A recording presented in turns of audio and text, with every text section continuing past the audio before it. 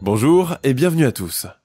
Quand Fred West rencontre la jeune Rosemary Letts, à la fin des années 60, ils ont pour rêve commun de se marier et fonder une famille. Pourtant, derrière des dehors de gens parfaitement ordinaires et bien intégrés en société, le couple va mener une double vie sordide, dépourvue de moralité, où se mêlent la déviance sexuelle, les rapts, la torture et le crime. La police passera près de 2 décennies avant de pouvoir enfin déterrer leur passé criminel. Dans notre affaire du jour, je vous invite à découvrir avec moi l'histoire de Fred et Rose West, ceux que la presse anglaise surnommera comme les diaboliques. Attention, certains passages risquent de heurter la sensibilité des auditeurs. Ce podcast n'est donc pas recommandé à un jeune public.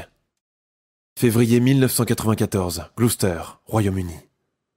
Nous sommes au 25 Cromwell Street, une petite banlieue pavillonnaire de la ville de Gloucester, dans le sud-ouest de l'Angleterre.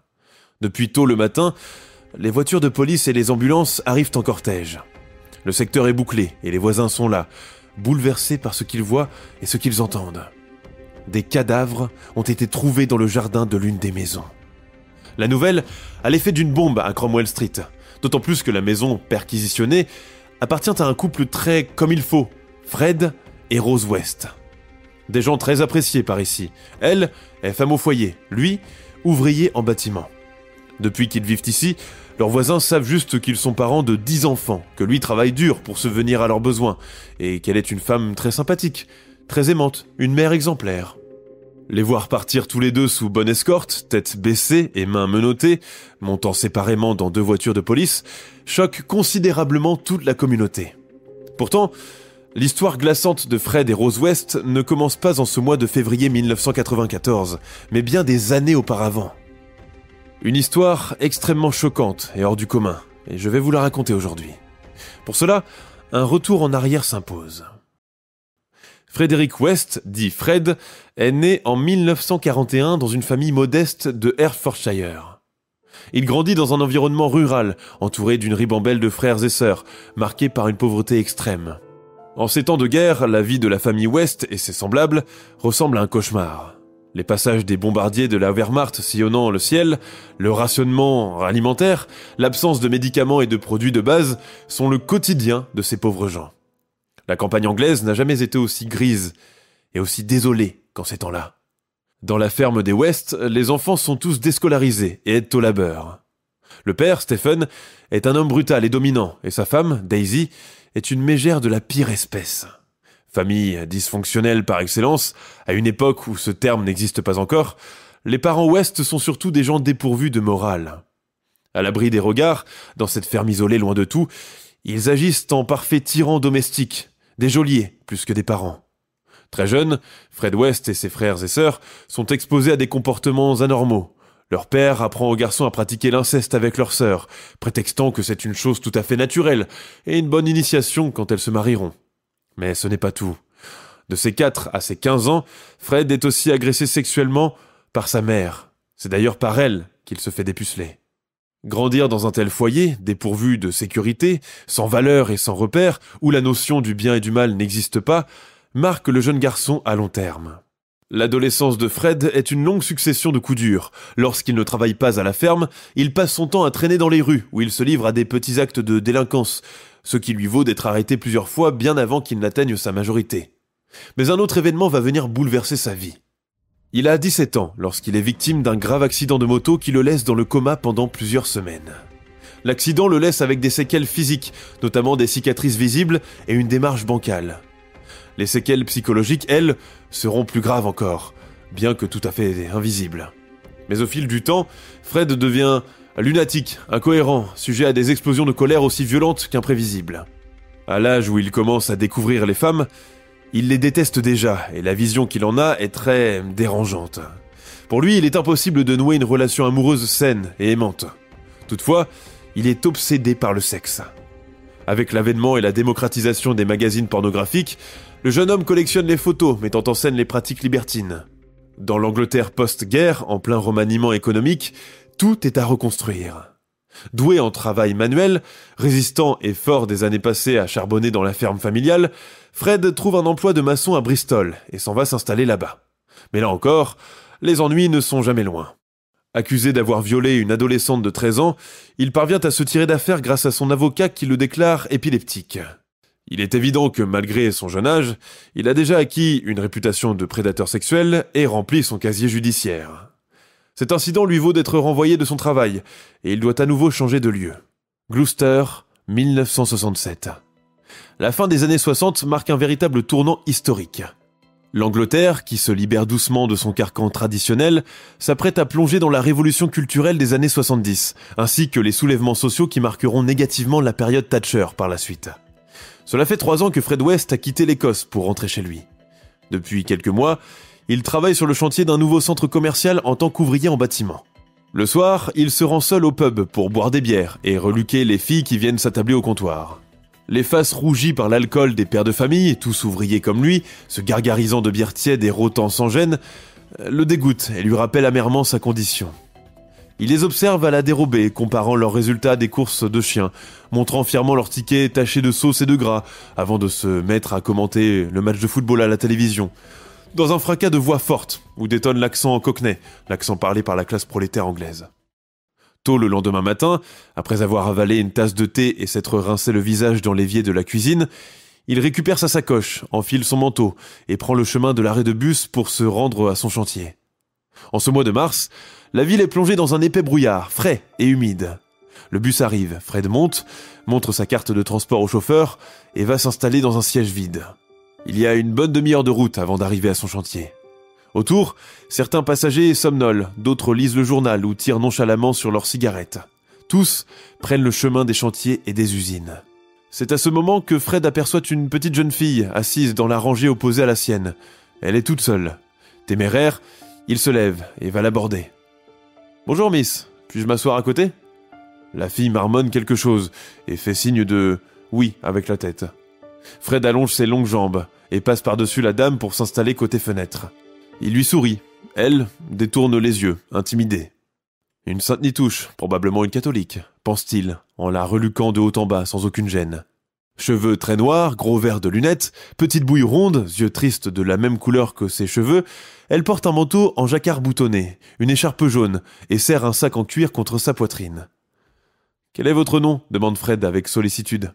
« Rose. »« Je n'ai pas bien entendu. »« Rosemary » répète-t-elle, un peu troublée.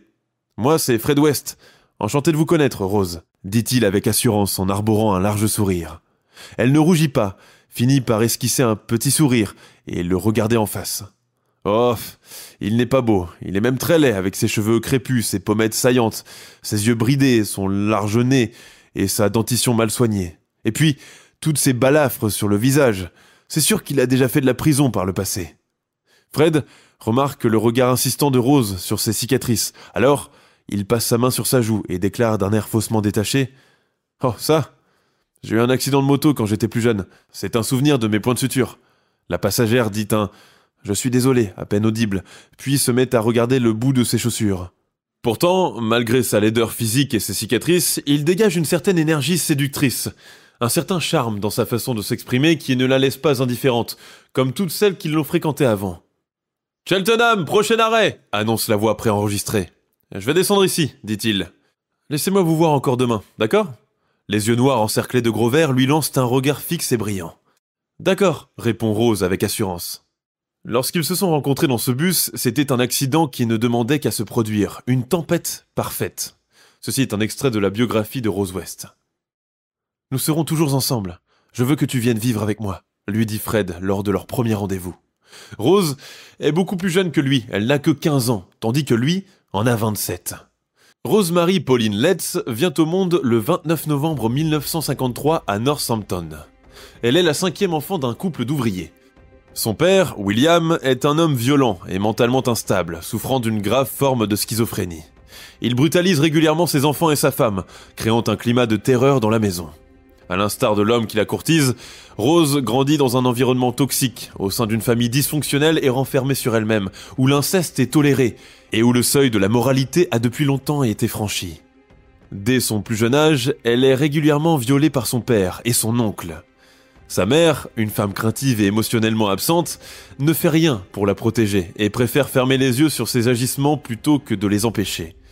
En grandissant, et malgré une allure sage et un visage angélique, Rose se montre hyper sexualisée, un comportement qu'elle adopte pour naviguer dans cette réalité déformée qu'est celle de sa famille.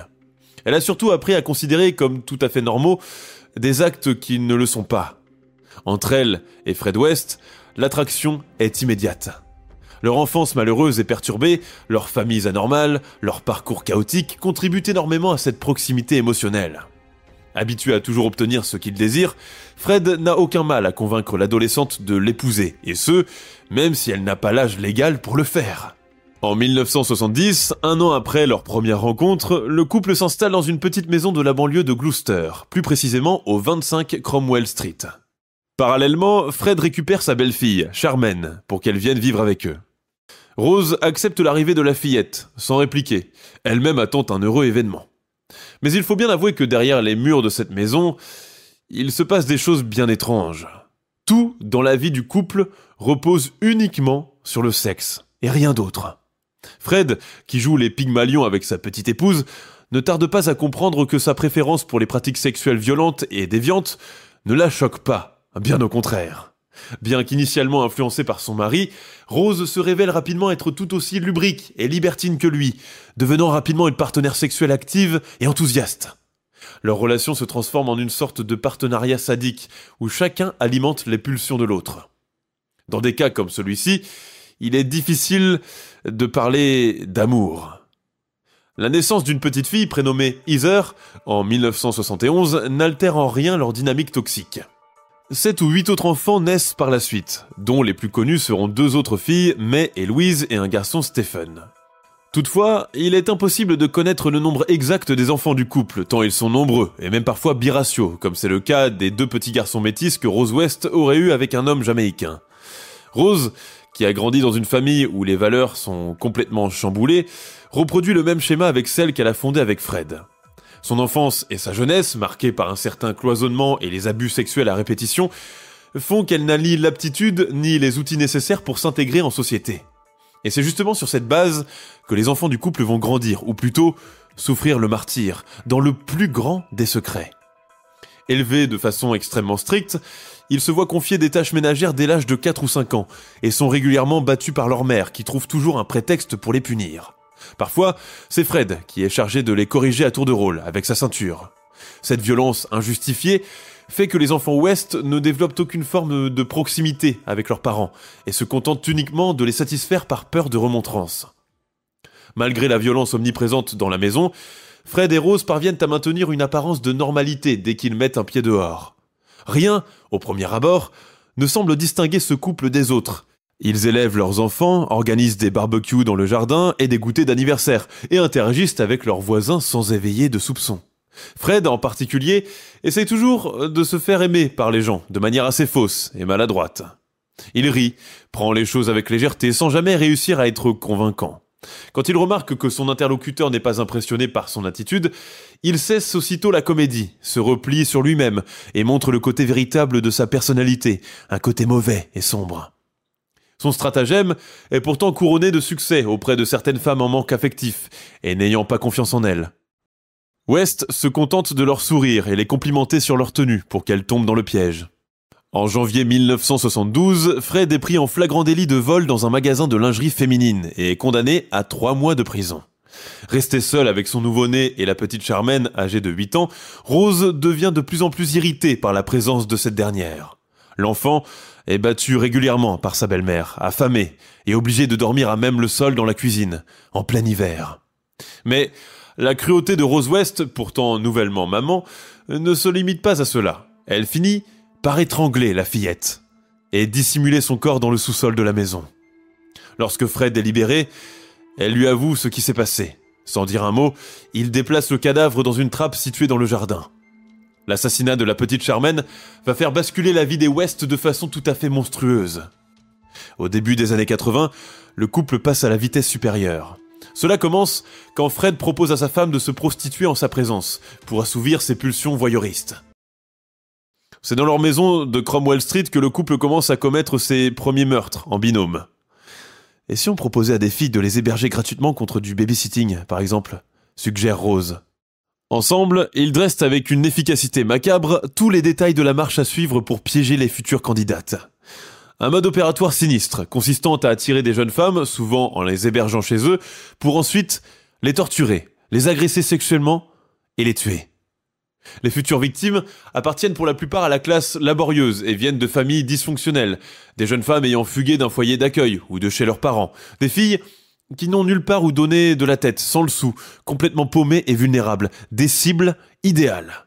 Il faut dire aussi qu'à cette époque, le couple a un peu inversé les rôles. Alors qu'auparavant Fred symbolisait la figure dominante, c'est à présent sa femme qui tire les ficelles de ce jeu sordide et horrifiant. Assez régulièrement, mari et femme prennent la voiture et font le tour des arrêts de bus de la ville. Le fait qu'ils agissent en couple contribue beaucoup à tromper leurs victimes. La présence d'une femme, en l'occurrence Rose, les rassure. Parfois, ils poussent le sadisme jusqu'à se faire accompagner par l'un de leurs plus jeunes enfants qu'elle assoit sur ses genoux. Les victimes potentielles sont facilement repérables. On peut les voir, debout un peu en retrait, l'air pensif. Jamais accompagnés, leur sac à dos au sol pour reposer leurs épaules, les doigts noircis par le tabac roulé, les cheveux sales et mal coiffés. C'est à cet instant que Madame West passe à l'acte. Vêtue de son manteau, son sac à main accroché à son bras, elle va aborder la fille en premier. Pendant ce temps, son mari, assis derrière le volant, observe la scène d'un air satisfait, ne pouvant s'empêcher de grimacer de plaisir. Rose a un certain talent pour aller vers les filles, une certaine manière naturelle d'engager la conversation avec elles. Elle s'exprime d'une voix douce et agréable, qui fait réfléchir même la personne la plus méfiante. Une scène qu'elle a tellement bien répétée, qu'elle la joue et la rejoue à la perfection. Fred voit alors arriver vers la voiture son épouse, suivie de la jeune fille, quelque peu intimidée. En s'installant sur le siège passager, Rose lui jette un regard entendu. Puis il démarre, en lançant de sa voix la plus amicale, en regardant dans le rétroviseur. « Ravi de vous connaître, Lucie. Je suis sûr que vous serez bien chez nous. J'espère que vous aimez la compagnie des enfants, car nous en avons une dizaine. » Dès qu'elle arrive à destination, et que la porte de la maison se referme sur elle, les choses s'enchaînent. Désorientée, la victime voit ce couple tout à l'heure si affable et agréable se métamorphoser sous ses yeux, la reluquant à présent comme un vulgaire morceau de viande. Les choses s'enchaînent. Elle est battue par Fred, poussée dans le sous-sol, dépourvue de ses vêtements, attachée et séquestrée dans le noir, puis violée, tour à tour par Rose et Fred, et enfin, tuée. Le couple fait preuve d'une cruauté extrême dans ses crimes, et ne recule devant aucun vice. Par la suite, les corps sont démembrés et enterrés dans la maison. En tant qu'ouvrier en bâtiment, Fred possède les compétences nécessaires pour dissimuler les restes humains sous le sol. Encouragé par cette première tentative, le couple consacre désormais tout son temps libre à cette chasse horrifiante, suivant un schéma similaire: séquestration, torture, viol, meurtre, puis dissimulation des corps. Bientôt, le sous-sol de la maison de Cromwell Street se transforme en véritable salle de torture. Au fil du temps, quand la place vient à manquer, le couple déménage son activité criminelle dans le jardin. Fred passe ses week-ends à aménager et préparer l'endroit en prévision de l'arrivée de la prochaine victime. Les crimes prennent une ampleur démesurée tout au long des années 80. Parallèlement, ils ne se contentent pas de piéger et tuer des étrangères. Leur propre famille est également victime de leur sadisme. Les enfants qu'ils ont ensemble subissent des violences physiques et psychologiques constantes. Fred est obsédé par l'inceste et il encourage sa femme à participer à des abus sexuels sur leur progéniture. Heather, l'aînée, qui est d'ailleurs assez jolie, ignore qu'elle est déjà dans le collimateur de ses parents. Bientôt, elle devient leur cible préférée et le souffle-douleur attitré. Alors, un jour, n'y tenant plus, Heather menace d'aller tout révéler à la police. Fred et Rose décident alors de l'éliminer. En 1987, ils passent à l'acte, tuant leur fille et l'enterrant sous la terrasse en damier. Elle rejoint ainsi les nombreux autres corps enterrés dans le jardin de la maison de Cromwell Street. À leurs autres enfants, ils déclarent: « Si quelqu'un parmi vous veut faire comme Heather, il sait où il va finir, sous la terrasse du jardin. » Par la suite, cela deviendra la menace préférée du couple. La disparition de Heather West passe d'abord inaperçue, car Fred et Rose expliquent aux voisins et à son école qu'elle est partie vivre ailleurs. Mais au fil des années, les voisins commencent à se poser des questions. Une fille de son âge viendrait au moins une fois passer les vacances en famille. Rose et Fred West restent impunis pendant des années, en partie grâce à leur habileté à dissimuler leurs crimes. Mais aussi parce que leur comportement, bien que suspect aux yeux de certains, ne suscite jamais suffisamment d'inquiétude pour qu'une enquête approfondie soit menée. Cependant, durant le mois de février 1994, la situation change.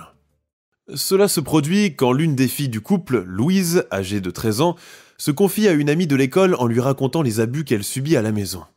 2 jours auparavant, elle a été violée à 3 reprises par son père. Quand elle est allée se plaindre à sa mère, cette dernière lui a répondu « Tu l'as bien cherché ». L'amie a le bon sens d'aller en parler le jour même à un policier qui assure la circulation près de leur collège. Immédiatement, une enquête est ouverte et prend rapidement une tournure plus macabre.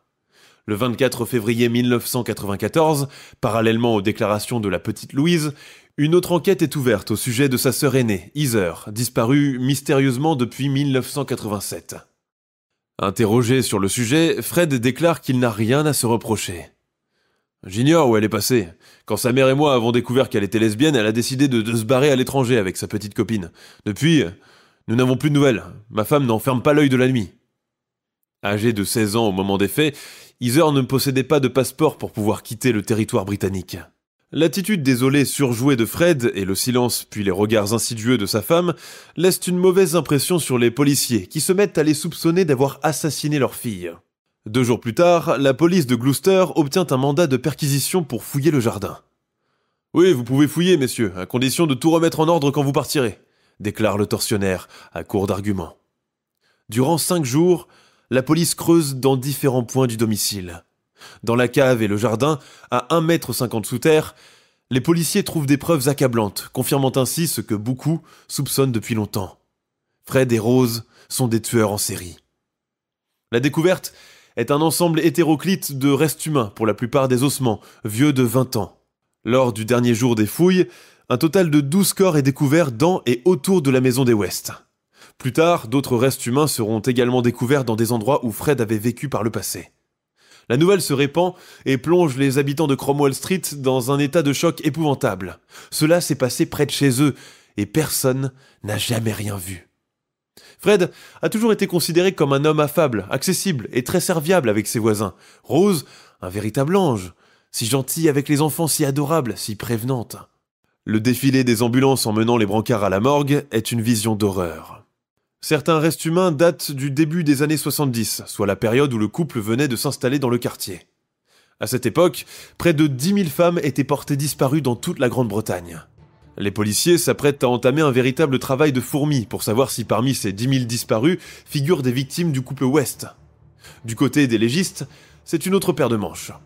L'absence de peau, de muscles et d'organes, soit tout ce qui peut indiquer la présence d'une maladie ou d'une blessure, rend l'examen extrêmement ardu.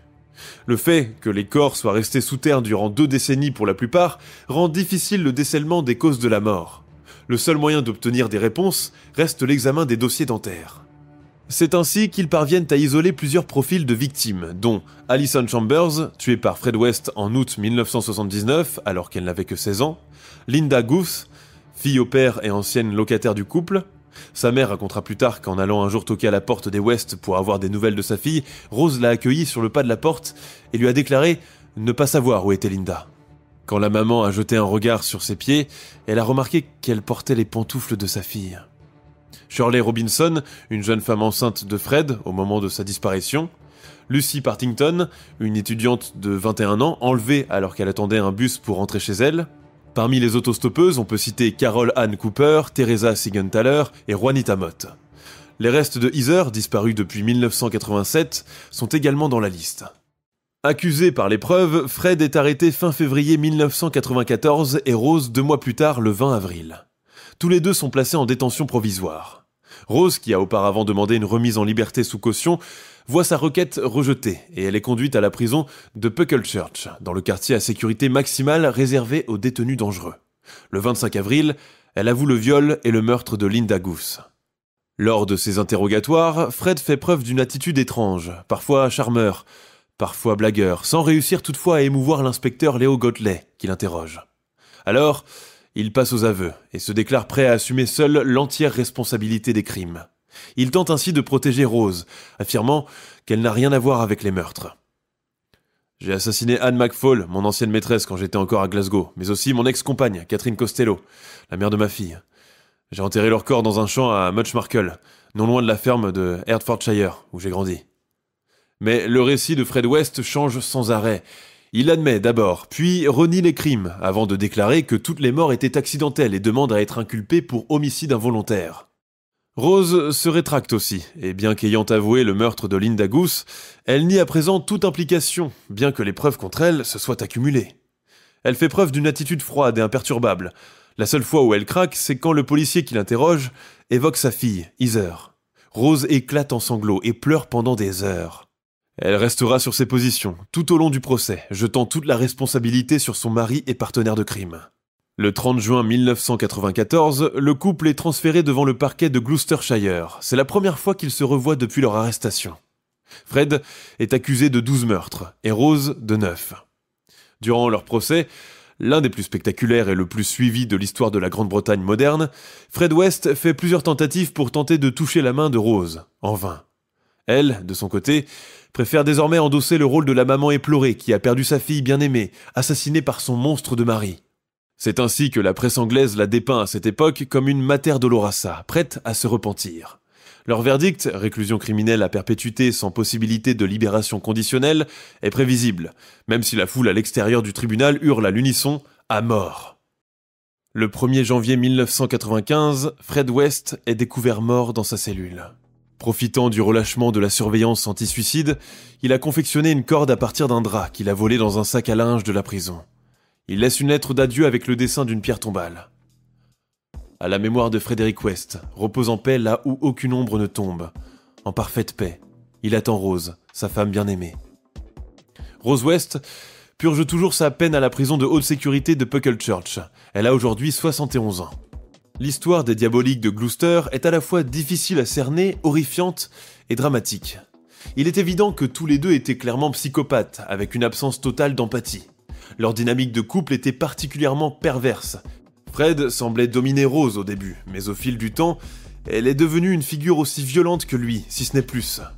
Leur cas a violemment ébranlé le Royaume-Uni, non seulement à cause de l'horreur de leurs crimes, mais aussi pour avoir échappé à la justice pendant des décennies. On se demande encore comment ils ont pu opérer si longtemps en toute impunité, malgré plusieurs signes d'alerte au sein de leur entourage et des services sociaux. Mae West, la fille cadette du couple, a parlé pour la première fois à la presse en 2018. Aujourd'hui mariée et mère de 2 enfants, elle leur a caché l'identité de leurs grands-parents, avec la peur chevillée au corps qu'ils finissent tôt ou tard par découvrir la vérité. Elle raconte. Parfois, lorsque les criminels sont arrêtés, les gens oublient leur famille. Quand je vois des cas dans les journaux, je me demande toujours « mais qu'est-il arrivé aux enfants ?» Contrainte de vivre avec ce lourd héritage familial, Mae West n'a pas le droit d'exercer certains métiers, notamment ceux en contact avec les enfants. Elle ne peut pas non plus voyager librement et est interdite d'entrer sur le sol américain et australien. Elle s'indigne. Pourquoi la police a fermé les yeux sur les abus que nous avons subis, moi et ma fratrie, durant toutes ces années, pour ensuite nous stigmatiser à cause de ce que nos parents ont fait ? Nous sommes des victimes au même titre que les autres. Le film Appropriate Adult, sorti en 2011, s'inspire librement de l'histoire de Fred et Rose West. Ironie du sort, l'acteur qui joue le rôle de Fred porte aussi le nom de West dans la vraie vie.